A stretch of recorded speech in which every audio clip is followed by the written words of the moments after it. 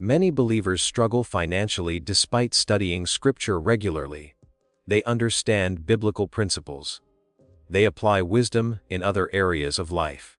But their finances remain stuck. Why?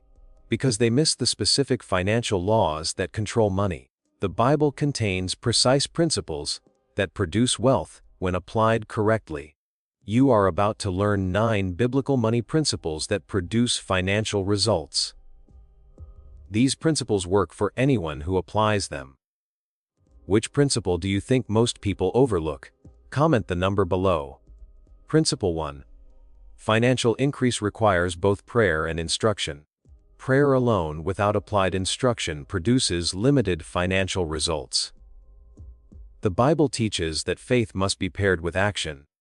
Prayer invites blessing. Instruction activates increase. Most people pray for provision, but never study what Scripture teaches about managing resources. Proverbs chapter 10 verse 4 says, "Lazy hands make for poverty, but diligent hands bring wealth." Diligent means applying what you learn. Lazy means knowing, but not applying. Scripture gives clear financial instruction about earning, spending, saving, and investing. Those who study and apply biblical financial instruction build wealth over time. Those who pray without application see limited change. Both prayer and instruction are required. Which area needs more focus in your life? Prayer or instruction? Comment 1 below. Principle 2. Increase follows value exchange, not need alone. Scripture teaches that prosperity follows providing value to others. Need alone does not produce income. Exchange does. Exchange means solving problems that others face and receiving payment for the solution. The marketplace rewards value, not need. Proverbs chapter 11 verse 25 says, "A generous person will prosper. Whoever refreshes others will be refreshed." Notice the phrase "refreshes others." That is value exchange. You provide something beneficial. Others compensate you. This is how increase works biblically. Those who focus only on personal need, without providing value, stay financially limited. Those who identify needs they can meet, and provide solutions experience increase. The question is not, "What do I need?" The question is, whose needs can I meet? Which principle is clearer now? Comment 2 if this challenged your thinking. Principle 3. Wealth follows priority, not balance. Most people try to balance everything equally and achieve mediocrity in every area. Wealth requires priority. Priority means organizing your financial life first before other areas. Most people prioritize comfort, convenience, and approval over financial discipline.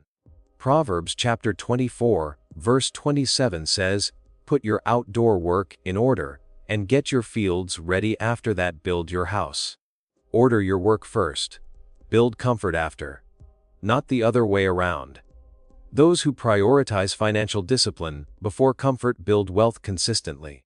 Those who prioritize comfort before financial order stay at the same level indefinitely. Wealth follows priority, not balance. Does this principle challenge how you organize your priorities? Comment 3 below. Principle 4. Wealth flows to specific plans, not general hopes. Vague plans produce vague results.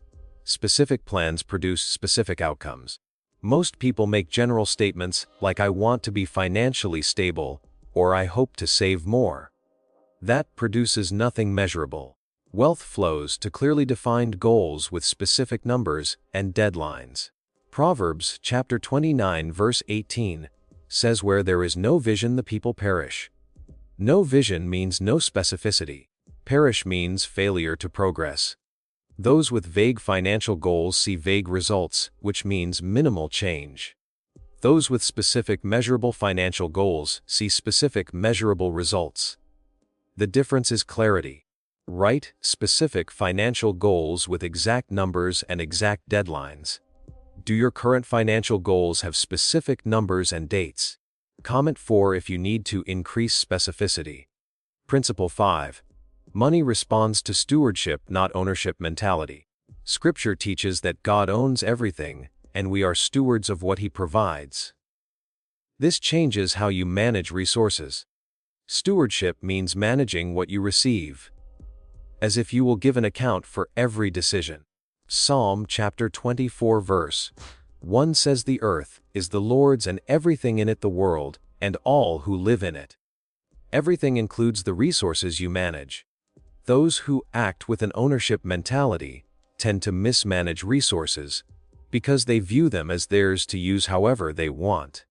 Those who act with a stewardship mentality manage resources carefully, knowing they are accountable.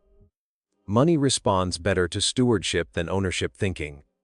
Are you managing resources as an owner or a steward? Comment 5 with your honest answer. You have learned 5 principles. These are financial laws that produce results when applied. The next 4 principles address common obstacles that block financial progress. Principle 6. Wealth requires eliminating waste before adding income. Most people focus only on increasing income without reducing expenses. That strategy fails consistently. Wealth requires identifying and eliminating waste before pursuing additional income. Elimination means cutting spending that produces no value or return. Most people maintain subscriptions they rarely use, payments for things they do not need, purchases that add no lasting benefit. Proverbs chapter 21 verse 5 says, "The plans of the diligent lead to profit as surely as haste leads to poverty." Haste means adding without eliminating. Diligent means eliminating waste first. Those who increase income without eliminating waste stay at the same financial level regardless of earnings. Those who eliminate waste first then add income multiply wealth quickly. Address waste before chasing more income. Have you eliminated financial waste or just added income? Comment 6 below. Principle 7. Wealth follows internal contentment, not external comparison. Comparison destroys wealth. Most people spend based on what others have rather than what they actually need. This creates unnecessary expenses that drain resources. Wealth follows contentment. Contentment means satisfaction with current resources while working toward improvement. Hebrews chapter 13 verse 5 says, "Keep your lives free from the love of money and be content with what you have." Content does not mean unmotivated. It means free from comparison pressure. Those who compare themselves financially to others overspend, trying to match appearances. Those who practice contentment preserve resources and build wealth faster. Stop measuring yourself by what others display. Start managing what you actually have.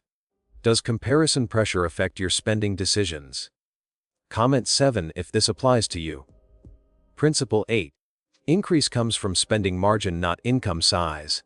Most people believe increase comes from earning more. That is incorrect. Increase comes from margin. Margin is the difference between what you earn and what you spend. Without margin, you cannot save or invest regardless of income level.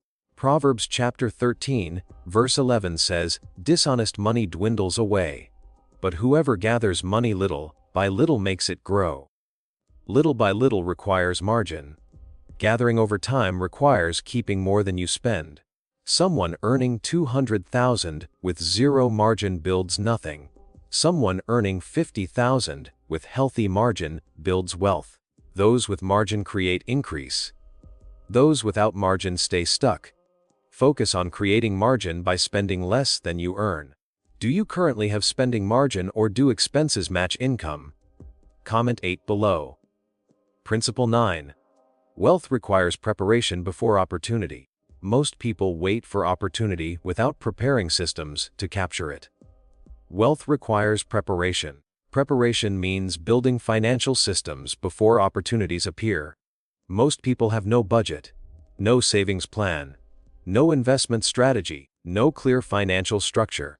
Proverbs chapter 6, verse 6 through 8 says, "Go to the ant, you sluggard, consider its ways, and be wise. It stores its provisions in summer, and gathers its food at harvest." The ant prepares during abundance before scarcity arrives. Those who wait without preparation miss opportunities when they appear. Those who prepare systems in advance capture opportunities effectively. Build financial structure now before opportunity arrives. Are you prepared for financial opportunity, or still waiting?